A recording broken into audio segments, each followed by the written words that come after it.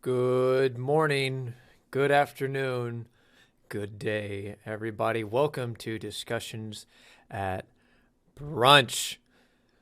Oh boy, I feel like there's a lot of hype around today's episode simply because me and Dylan have been anticipating this ever since last night. Hmm. Yeah, it was a fun night. Just a quick thing. Um, this is Discussion at Brunch. This is our third episode. If you're new here, what we do is we just talk about nerd topics, things that really interest us or sometimes interest you. And that's really all we do around here. We just talk. Um, Dylan, what we do last night? Well, we played board games for several hours. I think at least 6 hours straight. Yeah, Um, it was it was pretty fun. We ran through about four different games, I believe. yeah, I think that's right. Yeah, and we played each of them quite a bit, especially the last one. We had a lot of fun with that one. That one's just a classic, hmm very good game. It was a lot of fun. We had a quite a group going. We had six people all together, which was really added to it. Sometimes it's just a few of us, and it's not the same without a big group, you know. Yeah, I was actually really happy the amount of people that showed up because it's the group of people that always makes it fun, and always having more people I think increases that experience. Uh, our usual game nights, I invite people over to my house. We set up this really small card table that's full. That's a folding table, and I use my couch as like a chair for two to three people, and then I have some folding chairs that go around that. Normally, I like to buy pizza for everybody, some soda, but the most important ingredient I think to any game night is beer. Hmm. What I do we don't. have? Bud Light. Yeah, we were drinking Bud Light last night. It doesn't have to be Bud Light. It can be any beer, but I feel like alcohol is a pretty main component to make games better. Mm-hmm. Yeah, it's always gets the creative juices flowing when you got a few beers down. Yeah. Just like, oh, I don't know. I'm feeling kind of tense. That's okay. Just take a little sip of Rooney. You'll start feeling better. Had King of Oh, the Hill on in the background too. yeah. I like to have something going on in the TV. That way, it's not just like dead space the entire time. And I'm a pretty big fan of King of the Hill, so that's what we were watching. And when it wasn't your turn, you could, just slightly avert your attention to the TV, and everything will be okay. And then people would call your name for being distracted because it's your turn. Yeah, Selesky did that quite a bit. It's fine. It's fine. But yeah, we played a few different games. For the most part, I think all of them, besides the last game, were new to us. Yeah, Hmm. did you play any of those games before? Never. It was the first time I heard of any of those games. They were all brand new, and even the last one I've never actually played. I've been around people who, while they're playing it, I've been at like parties while it's been played or a similar game has been played, but Yeah, all of them were new to me. yeah. So what I normally do is like every 3 months or so, I'll drop a nice fat load down onto some board games. That way they can get fresh. But I'm running out of board games to buy. Like, I'll read the reviews of some things, or sometimes it's just the art that catches my eye, and then I'll just buy it like that. And then it's like, we'll plan a game night to play these new board games. Um, Here soon, though, I think we're going to have to start, I don't know, rotating into old games.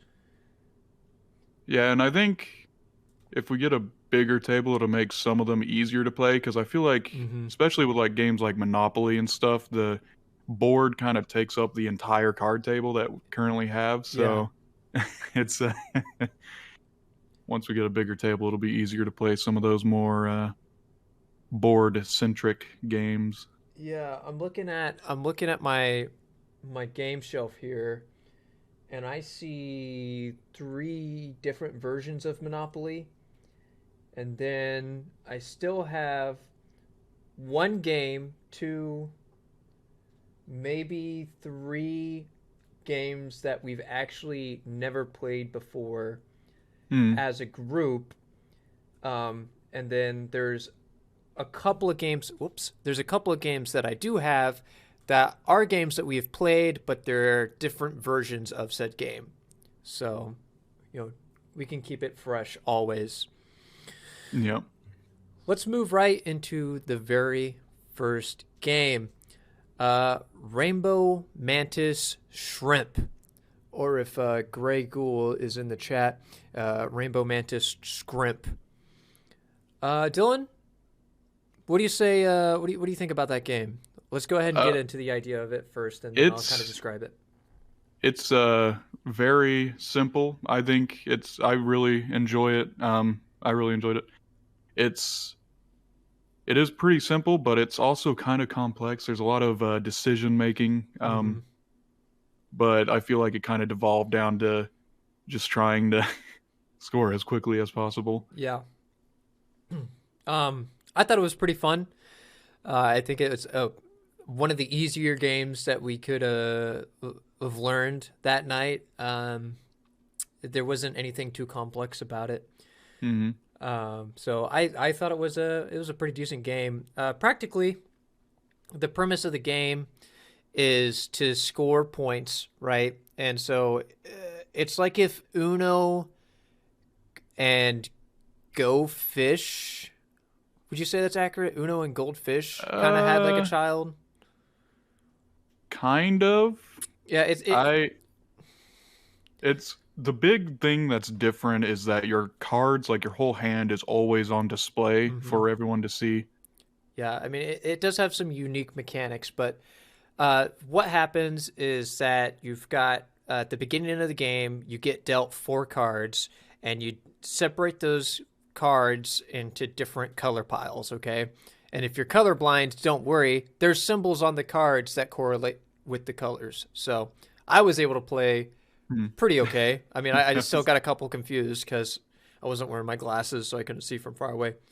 But the idea of the game is a draw pile. You take a card off the top of the draw pile, and you either flip it over in your area or flip it over into another person's area. And the whole idea is to match a color that either you have or that somebody else's have. If you flip it over in your side of the table and you match any of the colors that you already have out on display, you take those matching colored cards and you flip them over and put them into your scoreboard. I think that, what was it, 10? You wanted to go to Hmm. 10? I think I might have Yeah, if said you had 5 10 or earlier. more, if you had 10 or more, you won. Yeah. Yeah. And that can be increased and decreased as needed. There are a lot of cards, so you can adjust as need. And then like the back of the cards show three different colors, and the the front of the card is one of the three colors listed on the back. So that will help you kind of decide whether or not you want to try scoring on yourself or stealing somebody else's cards. And when you Hmm. steal somebody else's cards, instead of turning those into score points, they go into your card piles in front of you. So you kind of have to gamble on like if there's like this fat stack of like yellow Hmm. cards going around, That would. if you're going to be able to get that fat stack scored on by your turn comes around again, or if somebody else is going to steal it from you. And then you know I think the big thing is don't get lost in stealing cards. Yes. Yeah, you can very easily just keep swapping the same stack among every single player constantly without scoring any points. Yeah, It's very easy to do that. but like you got to be careful though, because if you let somebody build up cards and then they just flip over and just get 10 points off the bat, like it's devastating. Oh yeah. Yeah, that would. Luckily no one did that. I think the highest score stack we had actually cashed in was like 5 points, I think. I think my purples were 6. Oh, six. Five Yeah, five initially, and then when I flipped it over, it counted as 6. hmm. But it was a pretty fun game, pretty fast paced. Dylan, Yeah, if you had to rate it on a scale of 10, what'd you give it?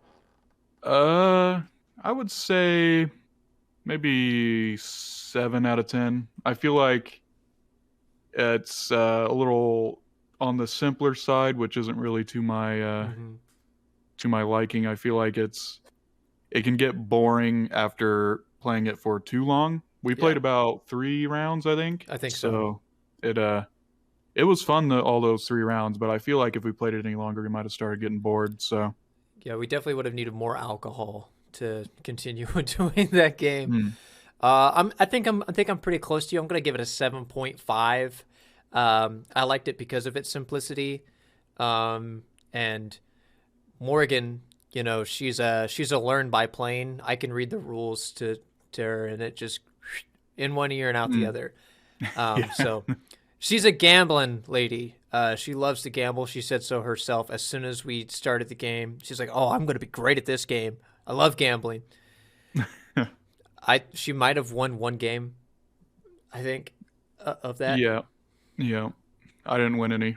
I was I got very close like almost every round. I'm pretty sure I got like 8 score points, and I just kept not getting that last one. Unfortunate. I know a card game that you play while playing another card game is called Card Assassin, and when you win, you get another player to do something. Um, I've never heard of that, but it does sound like a drinking game. Mm. Kings, you can while you're drinking, you flip over a card or you roll a die or what have you, and you make up a rule set for while you're drinking, and drinking's half the fun. So, That's true. It only gets more fun as you drink more. Dylan, Hmm. what is a card game that you would like to play during game night? Uh, I'm a huge fan of deck building games, Mm-hmm. so any of those, honestly. But like Legendary was very fun. Yeah. I like our card build. I like deck building games too. They're relatively easy. So I guess that's something that we could play, like Munchkin with Card Oh yeah, Assassin. Munchkin's a good one. Yeah, I think we could do that. I'll look into it. Thank you for the recommendation, Parakeet Man. All right, Dylan. Family Feud, late night edition. This box claims that it has a lot of adult themes, but I feel like it was very lacking on the adult themes. Yeah, it's kind of all over the place, really. I mean, especially like there's some questions that are like, you would expect to get a lot of adult answers out of, but a lot of the times the most adult answers would be like the lowest on the scoreboard or not even on the board. It's Yeah, very mundane in a lot of the answers, unfortunately. But Dylan. hmm. Up on the board, we have 6 answers. We surveyed 100 people. All you have to do is get one right. Are you ready for your question? Sure, go ahead. Name a place where you don't want to find your partner. Ireland. Matthew, dude, that was his first answer. We're like, what? Wasn't he the team captain when he said that too? Yeah. So he just lost us that turn. Just completely threw it away. He screamed Ireland so loud. He was so like convicted with that answer too. He's like, that's the one top answer for sure. I don't want to find my partner in Ireland. That was... Oh man. Well, that one was kind of weird too because 2 of the answers were like super similar. There was Yeah. two of them was like in bed with someone and the other one was with someone, so it's kind of the same thing almost. I think those are too similar. I guess what they were going for is like it'd be really bad if you saw them in bed, but also like if you're going out to the grocery store and you see them like walking around with another dude that you don't know or another chick or what have you. So like the location itself, but then again it says with somebody in their bed, so like I guess the location doesn't matter at some point. Yeah. But man, I just feel like sorry for anyone who's of the older age demographic, but I feel like this game was very boomer. Like I don't know how else to say it. Like a lot of the answers were like something like an older person might say. Yeah, like there was this one about where you would want to meet your celebrity crush, and one of the answers was a phone booth, which we don't have those around anymore. So it's Maybe the game was made in the UK. maybe, but yeah, that's definitely a very weird answer, especially for the Zoomers out there. That's kind of definitely not something would have ever encountered in real life. And So, we're like right in between those two demographics, you know. We don't mm, like it's hard to relate to Zoomer humor, and it's a little hard to relate to boomer humor.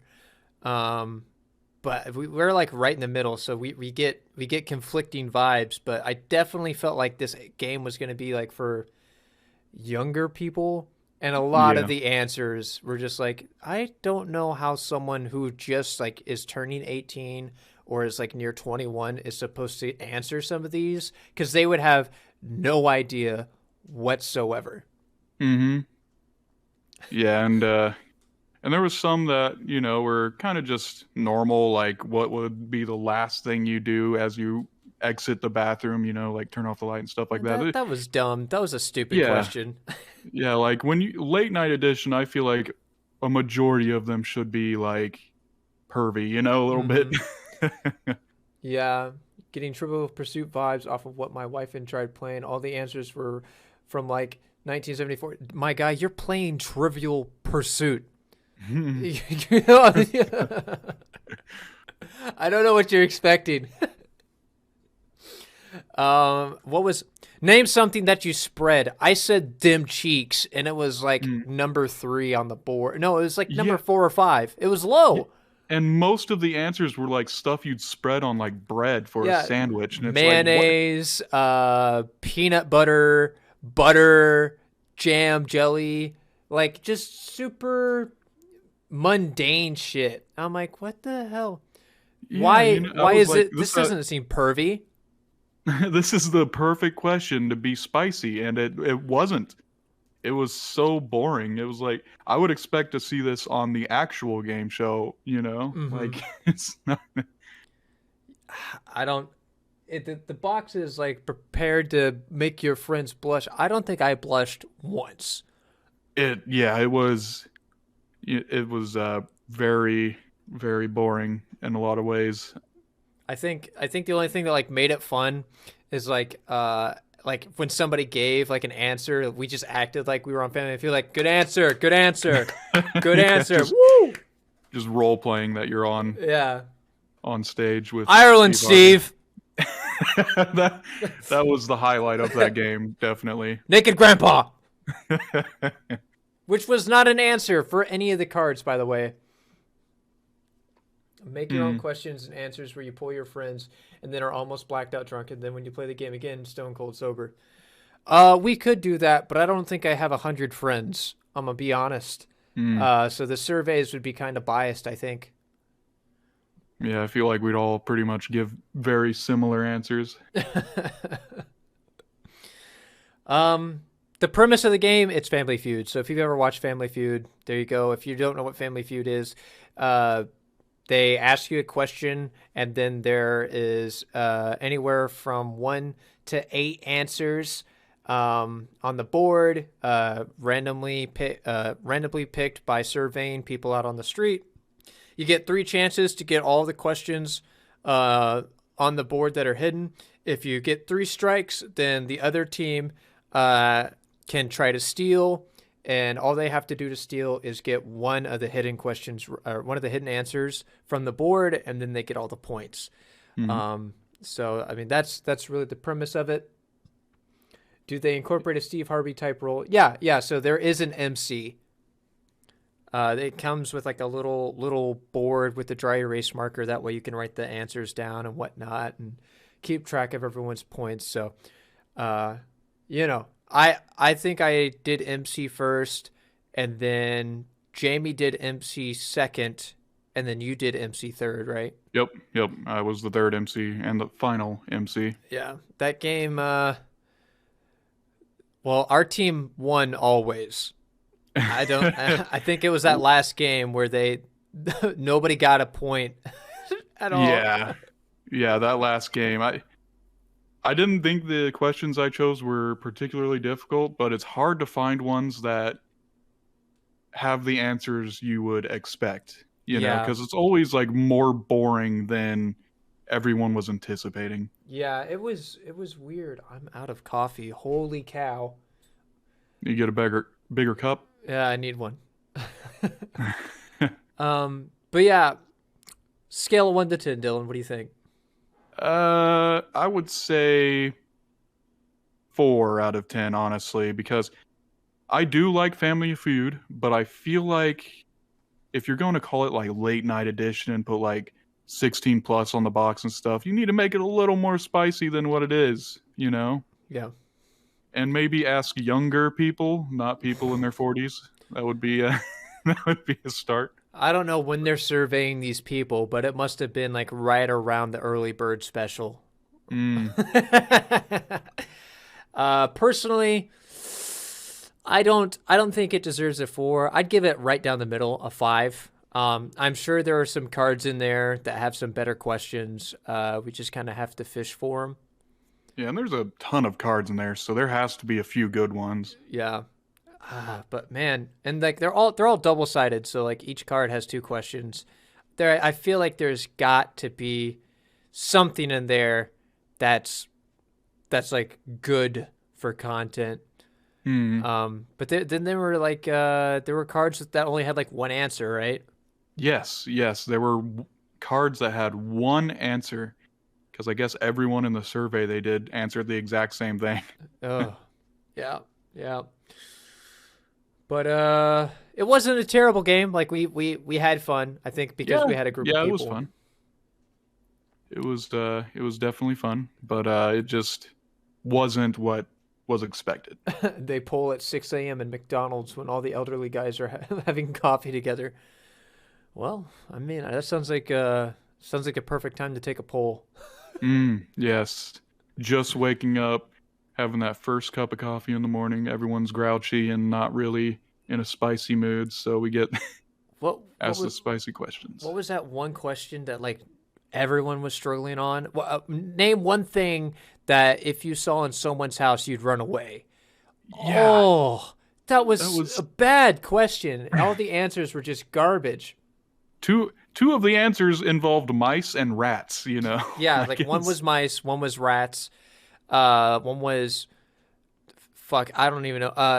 I said corpse, and that was like number 3. Number 2, I could not remember, but the number 1 answer was a MAGA hat, and that was like that was very confusing because everything up until that point had been very like, hey, this game is like by older people. When did they take that poll for that question? There's no way. We were, oh crap, we don't have enough answers for this one. We got to go take another poll. Like, it felt very out of place on the whole card. Yeah, very, very much, very like basic answers to everything, and then that.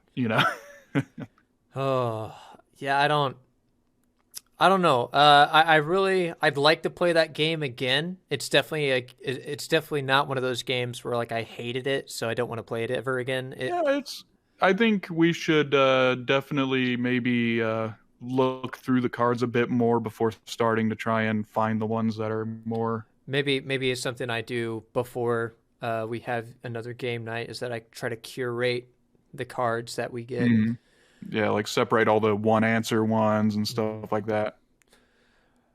Well, we're still good. That is another game that we played last night. Practically what that is Cards Against Humanity, but it's made by Rhett and Link from Good Mythical Morning, if you're familiar with that podcast.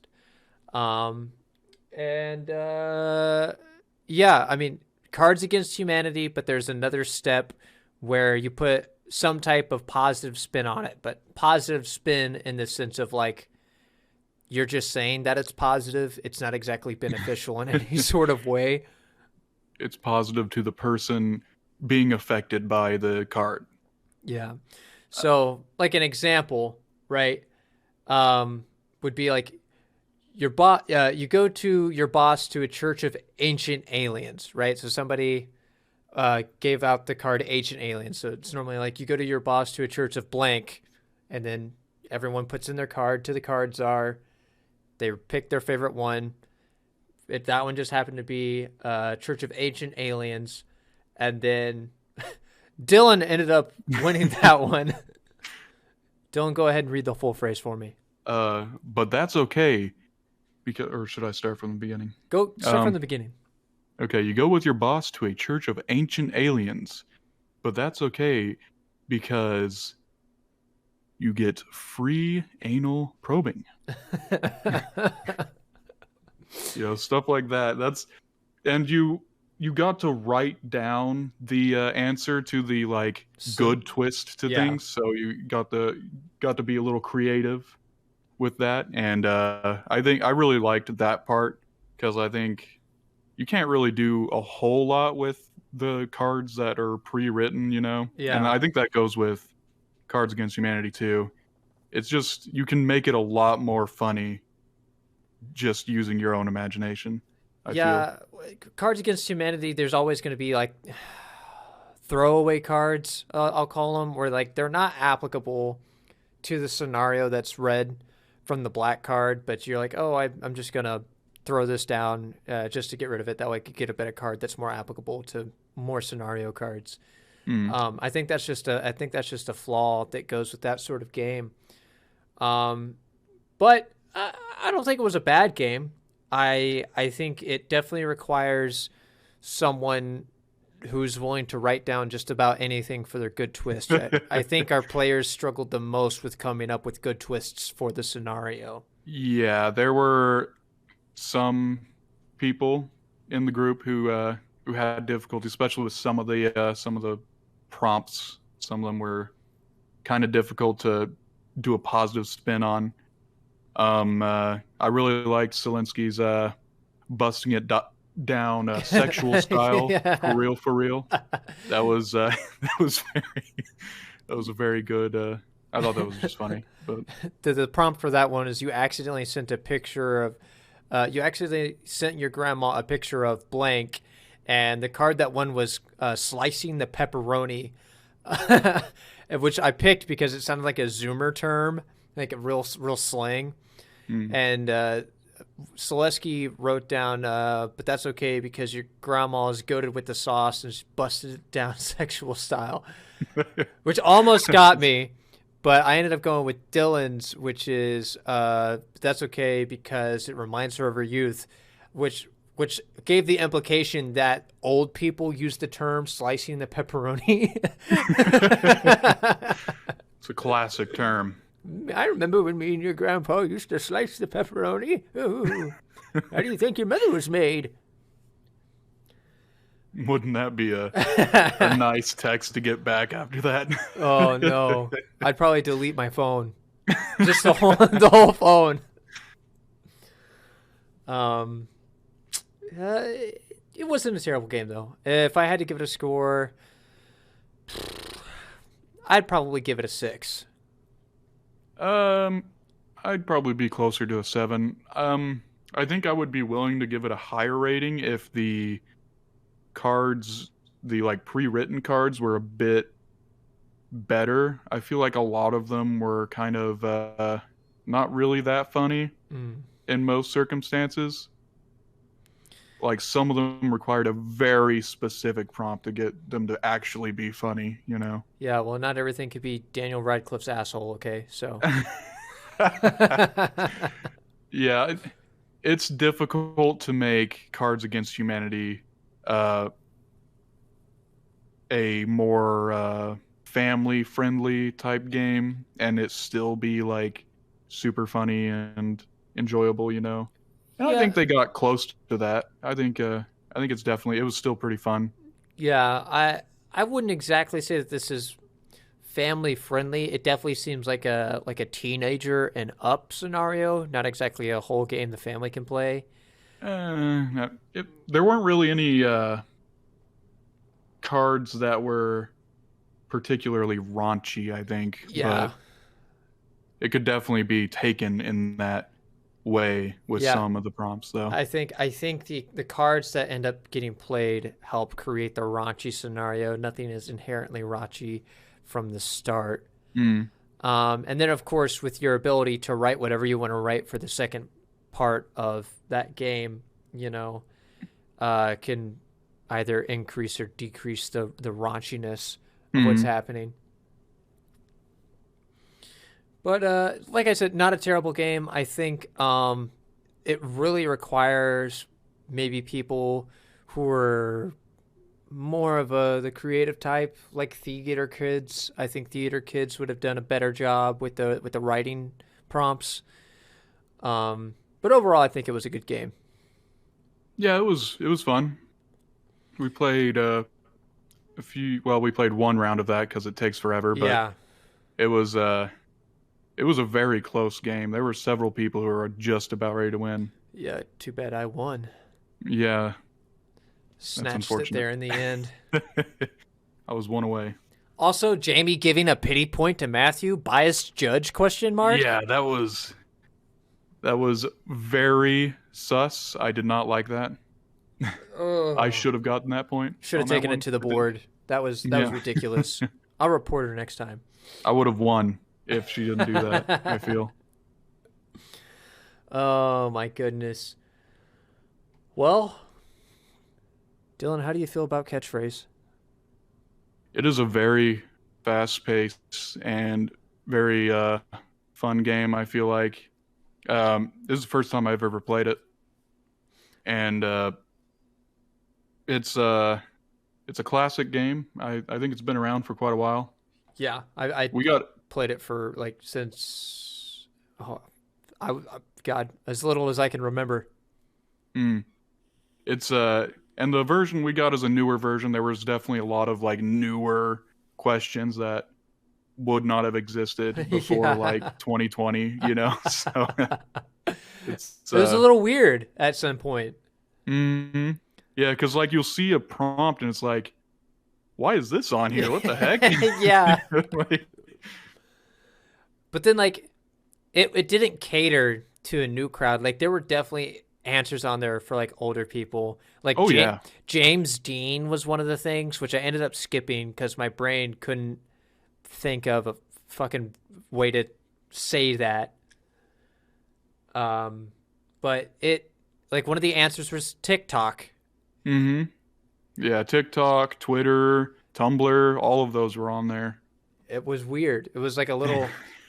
It came me like it was like a cultural shock experience almost because I played that game like back in 2001 2002 when I was a little kid, and we didn't have that sort of thing on there. Like I'm sure Facebook is one of the answers on that stupid device that we have now, and hmm it didn't have anything like that. Like it had uh like TV shows of that time and all that good jazz, and it's I don't know, it's just kind of jarring to see like new age answers on there. Yeah, and there was a lot of like, depending on what topic you chose, there was a lot of modern, like fairly recently popular like singers and music Mm. artists and actors and stuff like that on there too. And then some older ones too, like uh I can't think of one of the answers we had that was an older I don't Louis know. Armstrong. Yeah, Louis Armstrong was on Yeah, there. yeah, that's what I was fucking thinking of. fucking Matt's way to describe Louis Armstrong. Uh he did like a trumpeting like thing with his hands. He goes, older musician, black, does this trumpet thing. I'm like Louis Armstrong.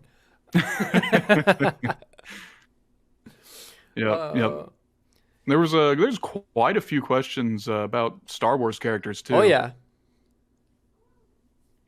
Like Um Yoda was one of them, Kylo Ren, or the actor for Kylo Ren, I guess. Adam Driver. Adam Driver. But high tense situation. Oh yeah, and another like thing that you really have to keep in mind is like who was the last person on the enemy team Yeah. who passed the puck around, because you gotta everyone has to take a turn, and you pass it to the wrong person, it kind of fumbles it around and stuff and slows down everything, and you're on a time limit, so then we got messed over by the time constantly. Yeah, that second game that we played, our enemy team would just like waste all their time because they couldn't find an answer, and by the time it actually gets to us, it's on like the last phase of beeping, and we're like, like even stumbling the puck around, like try to remember whose turn it is, like effed us over a couple times. Or like the moment you say your clue and then the buzzer goes off. Oh my god.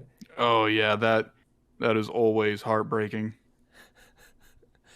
Oh, I think the funniest thing is when someone's like super confident, like they're like, oh, this is an easy thing to do, and then they just shout something to like give it away, and not a soul at the table knows what the hell they're talking about. Like it's super niche reference, and they're like, come on, everyone knows this, right? And we're like, no, I have no idea what the hell you're talking about.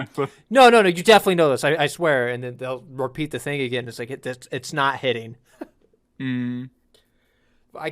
Off-brand AOC or oh yeah, what? yeah, that was. I couldn't. It was the prompt was Kamala Harris, I think. Or no, off-brand Kamala Harris, Yeah. and the answer was AOC. Yeah, that was it. I don't know about that. Like, I know who Kamala Harris is, and I know who AOC is, but I've never regarded them using that term. Yeah. I never thought of them like that, you know. I feel like if maybe if they said something else like a member of the squad in New York or something like that, it'd probably be easier to guess in that case. Yeah. Because that's something I actually know them for. Yeah. Not being the... that's, or like guessing words, but like the correct tense of a word. So like you're trying to guess pollute, but everyone just keeps saying like pollution. Or skating, and everyone just keeps saying skate. Like, yeah, getting the right version of the word you're trying to get. And it's hard to articulate like what you need specifically without like giving it away and really ruining the game, you know, because if you say the word in the answer when you're trying to say something, it'll you'll lose. Yeah, you'll nullify your answer. So I guess we just went on talking about catchphrase, assuming everybody knows what catchphrase is. Oh, I guess. So catchphrase, real quick. You've got categories for possible answers, right? So you, like around the world, on the air, fun and games, snack time, and toss-up. I think those were the 5 categories. Oh, no, the great outdoors. So 6 categories. Yeah. And so you select it, and one team will start with it, and you'll try to get your teammates to guess. If your teammates guess right, you pass it to the other team, and then they, with using the same category, will also try to guess answers, so on and so forth. So the puck is getting passed back and forth. It's like hot potato and charades practically, but you're allowed to use words. But if you like say the prompt is hot tub, you can't say the word hot or tub when you're trying to give the clue of what the answer is. And I feel like that's probably the most difficult part of it, because sometimes it's really hard to come up with another word for it, you know, like trying to describe the sun without saying it's a sun. Yeah. Like, well, like one of my words was jump, and I was like, how do I describe jump? Like, and you've got this beeping in your ear, so I was like, the rope that you swing around you is like jump rope. I was like, okay, now drop rope, jump, perfect. Here you go. Like it makes you really have to like take these alternative pathways in your brain to come up with these clues. That way, people get this really mundane answer. Mm-hmm. And it's like I had pollution, and I got polluting, but it was hard to, I guess. Oh, I think we just lost Dylan. Oh, there you go. We got you back. Discord messed up a little bit there. Like Taboo with the little extra. Yeah, sort of like Taboo with the little extra. I played Taboo as a kid. They had like a junior version of Taboo, if I remember right. Never heard of it. Man, I'd get that game, but it's old. That might be why I never heard of it. I'm too young. Oh well, I'm only 2 months older than you. Yeah, that's a long time. It's a long time. A lot of brain development there. What's that other game, like Apples to Apples? I feel like is kind of another similar kind of game. Apples to Apples is more like Cards Against Humanity. Is it really? Yeah. I just remember my stepdad and his family playing it, and me. I was super young at that time, so I was playing with my cousins and stuff while all the adults were playing that game. So I always thought of it as that, but I guess I was wrong. Apples to Apples is like Cards Against Humanity, and then they have like 5 years ago or something, they came out with an adult version of Apples called Rotten Apples. So yeah, there's a lot of like Cards Against Humanity-esque games out there, but that's one of them. Apples to Apples is like the children's version of that. Matthew fucking trying to get us to guess North Korea, and he's like, South Korea. Opposite of South Korea. I'm like, North Korea? He goes, yeah. I was like, we can't take that answer. You said Korea. He goes, yeah. Shit. Yeah, you might have been able to get like a peninsula in an Asian peninsula. There's I guess you couldn't say North and South version of it. Yeah, you could you could say South, but you couldn't say North. Yeah. That is difficult. It is difficult to really, and you have such a limited time to do it too. Yeah. Before you have to pass it, so you got to like think really quick, like how to describe this without describing it. Yeah, if you take too long on like trying to get your teammates to guess, the puck will beep telling you to pass to your teammate. Like each person only has a limited time, and then the team in total has a limited time to get the puck passed away from the team. Ohio, but in Asia. Oh, Dylan, we've played a lot of board games, a lot of card games, Munchkin, Legendary. We were talking about those earlier in this podcast. What's out of all the card games that you've played, if we wanted to have best Korea? Oh no. If we wanted to have more of a competitive game night, what games do you think we should play? A more competitive? Yeah, like not everything's so short and limited. Like obviously we've played Skip Bo, Uno, that shit like that. But like think more of like the competitive scene, something that you might sit there for a long time and winning feels worth it. I feel like. What was that?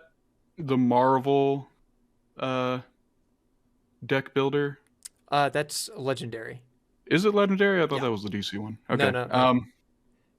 Yeah, DC I feel like Comics is just called. It's just called like DC. Like it doesn't have a name. Okay. Yeah, I think Legendary is a good competitive one because you're all competing to build these synergies and then at the end of the game there's always just one winner, so you're always fighting each other. Yeah. I feel like, and it's a longer paced game, and then when you get Spider-Man, you just do Spider-Man stuff over and over again. My infinite combo. Spider-Man. I get to play another Spider-Man. Spider-Man. And I play another Spider-Man. And with that, I'm going to play Wolverine, and he allows me to draw another card. Oh, look at that! I can play another Spider-Man. And with all these combined, it allows me to play an additional Spider-Man. And I get to draw another card. Let me shuffle my deck. All right, I draw my card. Oh, Spider-Man. Spider-Man. Spider-Man. It was so dumb. Yeah, yeah. Legendary games are a lot of fun. The DC, so we have a legendary esque game by DC, but the DC game is in fact not legendary. Mm-hmm. And I have a lot of legendary expansions too. It's a lot different too. But It's not a lot different. It just takes out the board game aspect of it. The board game aspect of it, like you're still card building and whatnot, and like the boss has phases and you go through and you're like, all right, let's beat the boss together. But also like even if we win as a team, there's also an overall winner of the game. Whereas the DC Comics is you just build up to be the baddest motherfucker to beat whatever enemy's on the table, and then you count your points that way. Yeah, rescuing bystanders and stuff like that. That's on Legendary. Yeah. Yep. A couple of games come to mind for our competitive nights. Which one of these games I actually played competitively in tournaments, both physically and online, and that's Catan. Oh yeah, it's been a while since I played Catan. Yeah, I love Catan. That's one of my favorite games of all time. I never have a bad time with that because it's got resource management, which is like a little bit of deck building, and then it also city simulation almost. Mm-hmm. And it's got so many expansions for like seafaring, and like if you want more people on the board, they actually have a 6 to 8 player expansion for it. They've got the deluxe edition, which introduces new types of luxuries and commodities. That one's really fun. It's a very unique board game, I think. I don't think there's any other game out there that's like that. Mm-mm. There might be like copies, maybe, but Catan is very unique. Yeah. I really enjoy playing it. If Catan had soldiers that you could move around, it would practically be Age of Empires, the board game.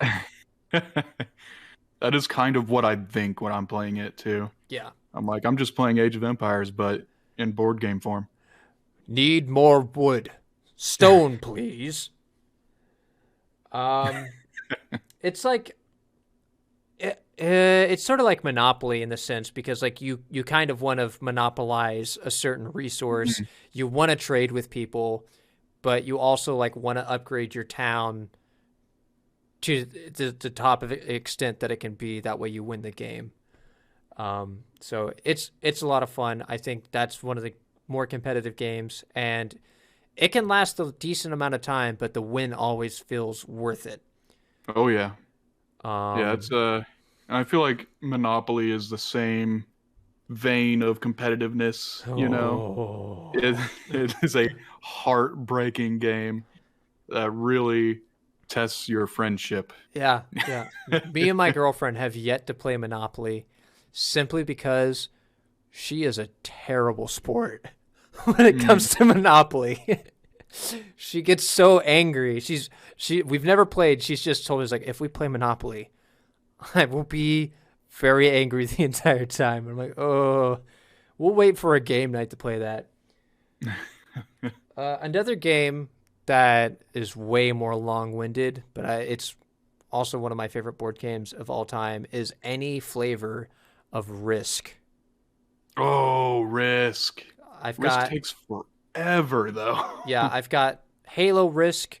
I've got Risk Legacy. If you remember that one, where like there's like the cards that can only be opened one time and bonuses that can be used once you unlock them and stuff. Like, it's such an interesting game that evolves the more times that you play it. So it's really fun. I might still have Risk Legacy, and or it got destroyed when my house flooded a couple years back in college. I think that is one of the ones that got destroyed. I'm trying to order a new copy of Risk Legacy if I'm remembering correctly. And then I also have OG Risk, right? Like it's the original Risk. Well, the newer version of OG Risk, not the one with the wooden pieces like the triangles and stuff, but the ones with the actual minis. Yeah, we played a couple of games of the Halo version, and I think once the other one that you mentioned, Yeah, Legacy. Legacy was really cool though. Halo Risk. Were you there? This would have been back when I was living with Lucas. Were you there when we played that game with Lucas, Robert, and I? Yeah. Yeah, that game took what, 6 to 8 hours because Easily. Yeah, we ate meals in between like breaks and stuff from playing that game. We had some like baked beans or something like that. And... Oh, golly, that was such a long, but it was so much fun. It was so much fun. It was a very long game though. I felt like I always get fucked on dice rolls though, because the defending player always wins ties. And so like, I'm going to attack you with 45 units to your 3. It's like, all right, I'm going to wipe out 15 of your units. Bruh.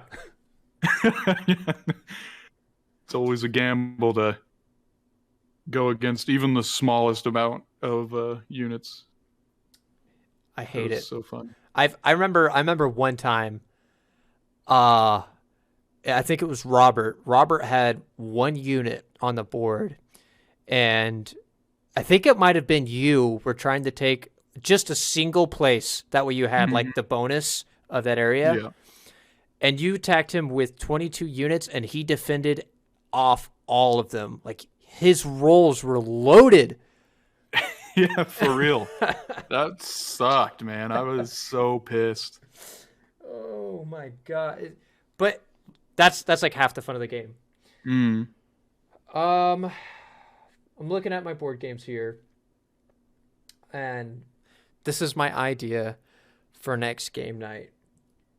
Okay. We have Happy Little Dinosaurs, which I think is from the same people that made Unstable Unicorns, if you remember that game. I do remember that game. That really fucked up game. Yeah. Dumpster baby unicorn. Yeah, we've got Sushi Go Party Edition. If you remember Sushi Go, where you match up like the sashimis and stuff. Yeah. Sushi Go Party Edition is the same game, but it's got a board game aspect to it. So it kind of it extends and complicates the game a little bit. So I wanted to play that this most recent time, but there are some other games that we haven't played at all that I really wanted to get to. So that's why I went with that. And then I've got a game called Villainous, and it's Star Wars branded. I was reading the back of it, and you pick a villain and you trade like resources and stuff with the enemies on your enemies on the board, and like you try to complete your destiny. That's just what the back of the board says. I've got no idea what it is. Parakeet Man says, winning Risk feels awesome. Losing Risk feels like you're watching your own son be set on fire in front of you. You have to watch him slowly turn to ash. Yeah. Yep. Put so much work into building your empire just to see it all crumble. Have we played Exploding Kittens yet? We have not.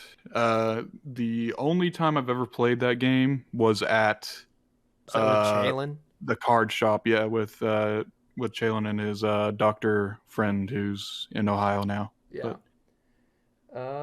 So I do have a couple versions of Exploding Kittens. One of the versions I have is Exploding Kittens NFSW version. So that's probably going to be the one that we play. I like more of the raunchy card games. I think they're fun. Yeah, so Exploding Kittens is a fun game. Yeah.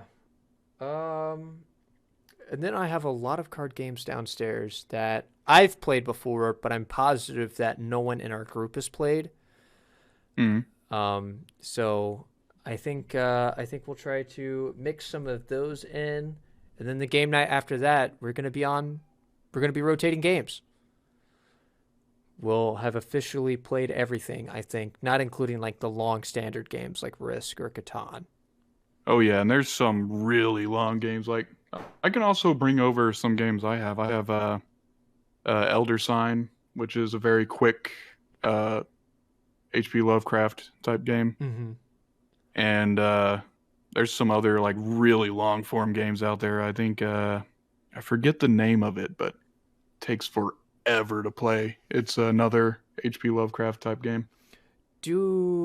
Trash Puppy says they have the Unstable Unicorns in the library. Heard that was like Exploding Kittens. It's made by the same people, if I remember correctly. I could be wrong on that. I hope you don't have the same version of Unstable Unicorns that I have though. Yeah, Because I've got the NSFW version of Unstable Unicorns, and it's fucked. it is very raunchy. There's a lot of messed up stuff in that. And Parakeet Man asks if I have the Doom board game. No, I do not have the Doom board game. I do have the Dark Souls board game, which I've never played, and I've had it for 6 years.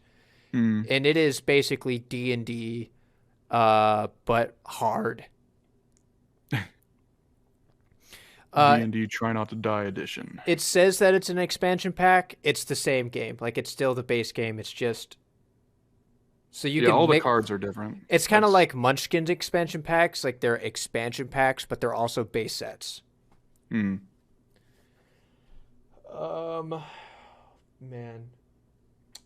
I don't know. What was that Spicy Peppers game with the really nice cards? That was pretty fun. Yeah, that one was pretty fun. That's like playing BS. I was very good at that game. I think I won most of the rounds. Yeah, I think I might have won once. Morgan won the DC Legendary-esque game most of the time. She's just like, I just was stacking numbers while me and Dylan are like trying to think of fucking like combos and shit. She's just like, these numbers are high. Yeah, I was thinking kind of like the Marvel game. I was like, I need to build a synergy. I need a synergy to win. And she's just over here stacking points. Yeah, she was not very good at Legendary, but she was amazing at DC. I also have a set of dominoes. I actually enjoy playing dominoes. Dominoes is a very good classic game. It is always fun to play dominoes. Very simple, very fun. I almost forgot about Farkle. Farkle. We have Farkle. That's like Yahtzee, but more gambling. That one gets pretty heated and intense too. It's like, oh man, who's gonna get the first to 25,000 points? I don't know. You need at least five. You need at least what was it? 5,000 points to get on the board, or 500 points? I think it was at least 500. I don't think it was that high. It's hard. It's hard.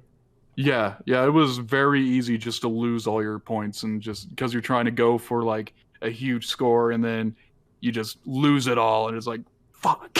There was a lot of yelling, and it was fun. We played that that was our first board game event at your place. Farkle's a classic, super easy to learn. Yeah, it's very fun. But I'm interested in our next game night. That'll be next month. We'll probably, I don't know, I think we could do another Discussions at Brunch on that board game night. Yeah, because we'll have new board games to talk about, new experiences, so we could definitely do another episode. Yeah, it's always about, sharing those stories that happened during that time. And of course, this is the first game night that we've ever talked about, but hopefully we get to do it again next time. What time is it? It is 2:13. I don't know. Does anyone have like a specific game that they really enjoy playing that they haven't heard us talk about today? Yeah, we could definitely use some recommendations, and if we have played it, we could share our experiences. But Trying yeah, to, we're always on the lookout for more new games to play. I can't think of. I remember we got in trouble in middle school for gambling, but we were just playing like bullshit in the library, and they're like, "No, Mm. you can't do that." Easy one is code names. Never heard of code names. So I that feel would feel like that's a Jack's Party Box or whatever that's called game. Jackbox game. Jackbox, that's what it is. I've played it on Jackbox, I think. Guessing and word Pretty fun. association. All right. Parakeet Man says they're pretty basic. They enjoy chess. I enjoy chess. In fact, there were when we were at French Lick one time, me and CJ were playing chess, and I beat him in two moves. Mm. He was pissed. But Yeah. I don't play chess on a competitive level. That makes my brain hurt. Yeah, there's a lot to think about. There's a lot of strategy in that, especially if you're playing against someone who's like really good. Oh, uh, Mancala. That's a really fun game. What's that game that me and you used to play on the mobile app that's like from Macedonia? Uh, It's like a crap. it's like Ket? Uh, No. it's like something the Game of Kings. Yeah, fucking shit. What is that game called? We played the fuck out of that game. It's super simple, but it's really fun. And yeah, it's like the first board game that we know of that ever existed. Yeah. It was like found in Mesopotamian like ruins and stuff. I said Macedonia. Yeah. The game of the royal game of Yeah, that's what it's called. You are It and it's been like there's like historical documents on this game for thousands of years. It's crazy. But it's super simple and very fun. You The- just have like a die and you roll it and then you move your little stones. It's like And a very simple version of Sorry. yeah. Yeah. Wife and I made an agreement. We don't play Mancala, nor do we play chess because she is really good at Mancala and I'm really good at chess. Well, that sounds lame. One of you should get good at the other game. That way you could play it. That way you're not like always craving the ability to play chess or always craving to play Mancala. Someone or both of you need to suck it up. Hey, everyone notice that Streamlabs isn't spamming every 3 messages. I fixed that, which is Mm. awesome. Yeah, it's no longer flooding chat. If I, just to touch on again, it's called the Game of Kings because that's how they would like settle, right? Like if they didn't want to do war, they'd play Yeah, and it was mostly like upper class people who played it too. 'Cause like they would bury kings and like royalty with this game. Oh yeah, That's how we found like intact boards of it is because it was buried with them. They love the game so much. and there's like different And rule sets for it too, right? That we haven't uncovered. yeah, and there's like the rule set that we currently know of was only we only know about it because like I think some Greek uh philosopher or something played a game with someone They wrote it down.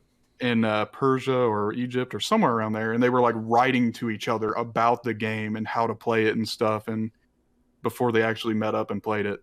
So we that's the only reason why we know how to play it is because ancient people talked about it a lot. But it's a damn good game.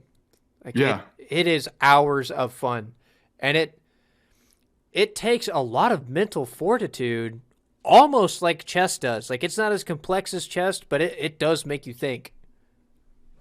Hmm. Yeah, and it's also fairly quick. It doesn't take super long to play, but it's got just enough variety and strategy to really keep you playing for a while. Yeah. It's incredible how fun it is, even though it's like probably one of the first board games ever invented. Yeah. I'm trying to think if there's any other like super niche game that I've played before. Nothing's coming to mind. I don't think I've ever successfully played Rummy. Hmm. Um, yeah, I don't know. Like I've got like that family board game thing that has like a bunch of different boards that you set on top of the thing. It's got all the pieces. And I've always wanted to play with that. I just never get the chance. I don't think I've ever played Mahjong, like Really? the actual Mahjong where you have the board of tiles and you like uh Richang or whatever all the terms are. I don't know. I've only ever played it in Yakuza, so Yeah, there's a couple different ways to play Mahjong. There's like head-to-head Mahjong where like each person has like you shuffle all the Mahjong tiles together, and then like in Scrabble fashion, you get like 5 Mahjong or 10 Mahjong pieces in front of you, and you push one up. You'll have like rows. You push one up, you flip it over, and one person has circles and the other person has lines. I think that's how they like differentiate it. So hmm. if you push one up and flip it and it's a line, then your opponent gets to move. And if they flip it and it's your piece, they give it to you and you get to move. And so it's like a back and forth trading thing. And the goal is to get all of your tiles flipped over first. But then there's like the Mahjong that you play on the computer where like you make the pyramid and you try to get as many of the matching tiles as you can, and then that's how Yeah, they determine. that's the only kind I've ever played. I've never played the head-to-head one ever, except for in Yakuza, and I kind of cheese that because you can cheese it in that game. So The only reason why I know about the head-to-head version of Mahjong is because of TikTok. I have a lot of like Asian culture videos on my TikTok, which Hmm. I don't know how I cultivated to be like that, but that's what I got. Well, ladies and gentlemen, and everyone else, thank you so much for showing up. Let me take a look on if anyone is live. Yeah, someone is alive. Let me just. Wow, I hope they're alive at least. Someone is live. So we're gonna go ahead and we're going to raid Studio Johnny Q. I hope everyone, as I try to type it, Studio. Oh Lord. Oh God. Ah. There we go. I hope everyone sticks around for at least a little bit. Say hi. Give them a little bit of props. Check them out. I do believe Studio Johnny Q is working on a new art piece. So if you want to check that out, that would be great. And as always, thank you. Yep.